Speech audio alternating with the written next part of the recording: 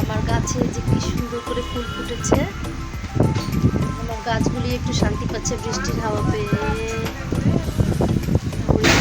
সুন্দর হয়েছে।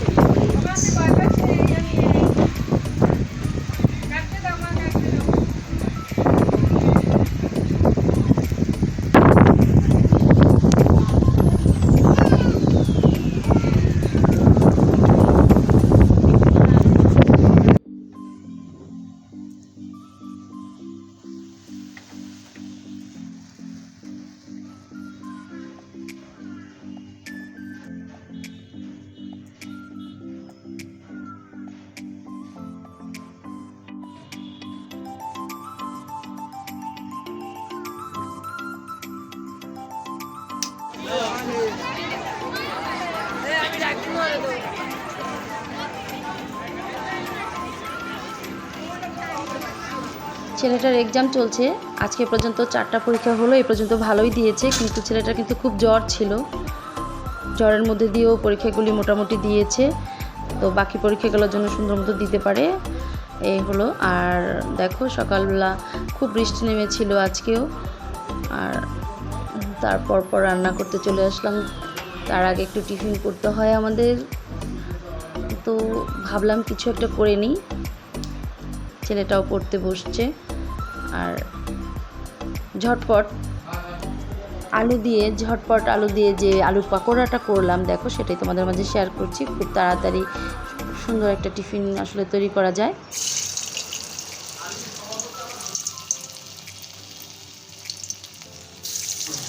ছেলেটাও আলু দিয়ে যে কোনো আইটেম খুব পছন্দ করে, আর আলুর আসলে কত যে আইটেম করা যায়, এভাবে ঝুরি করে পাকোড়া করা যায়, এমনি কেটে ফ্রেঞ্চ ফ্রাই করা যায়, বা বিভিন্নভাবে আলুর আসলে শেষ নেই না।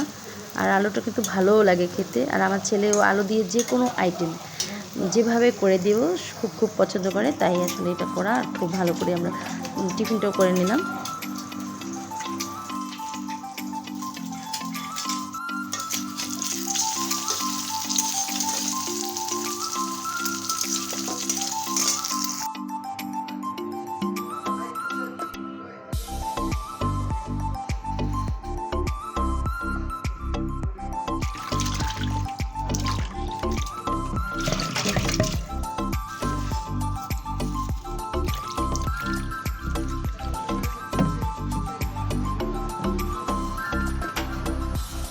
আর দেখো তারপরে চলে আসলাম রান্না করতে, বাড়ির কই মাছ, আর সাথে দেখো গরম পানিতে এভাবে করে মাছ সিদ্ধ দিয়ে যে একটা আইটেম, একদম মানে খুব স্বাদযুক্ত একটা খাবার কিন্তু তৈরি করা যায়।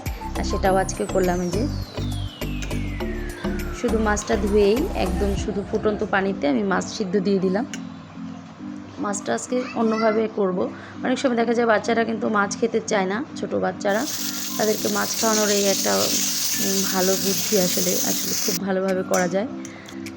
মাছটা আমি কিন্তু সিদ্ধ করে এভাবে কাটা ছাড়িয়ে নিলাম। আমার মাছটা একটু বড়ই ছিল, তাই কাটাও কম ছিল, খুব সুবিধা হয়েছে। কাটা বেছে নিচ্ছি।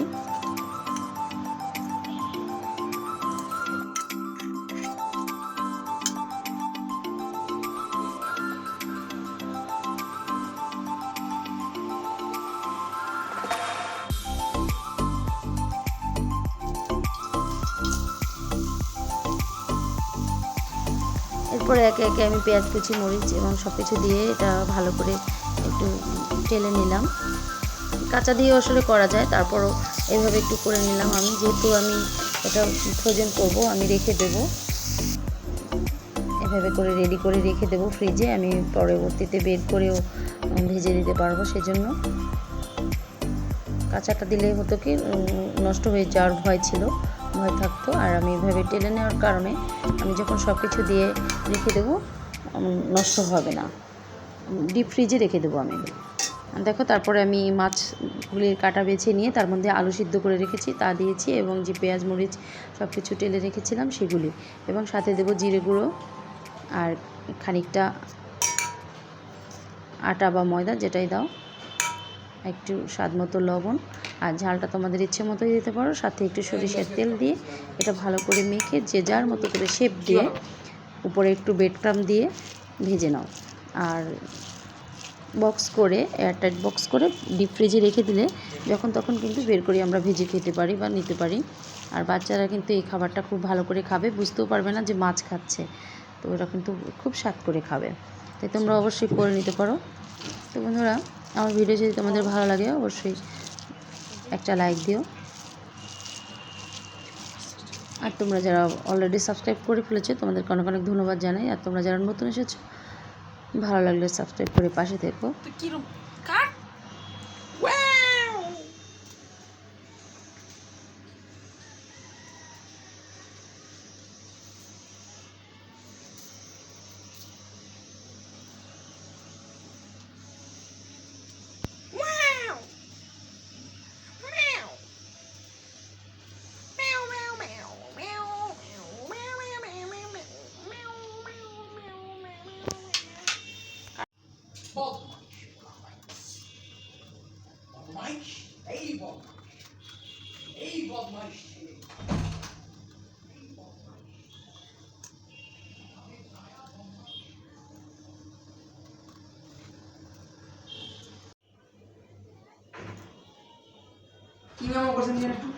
আমরা কিন্তু যে যার মতো করে নাম দিতেই পারি বা দিয়ে থাকি। মাছের চপ বলতে পারি, মাছের ফিশ কাটলেট বলতে পারি, মাছের বড়া বলতে পারি, যে যারটা ভালো লাগে সেটাই। তবে স্বাদটা কিন্তু একই রয়ে যাবে।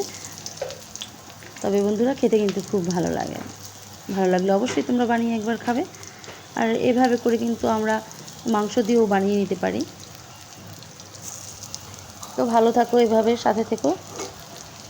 সম্পূর্ণ ভিডিওটা দেখেছি এই জন্য তোমাদেরকে অনেক অনেক ধন্যবাদ জানাই।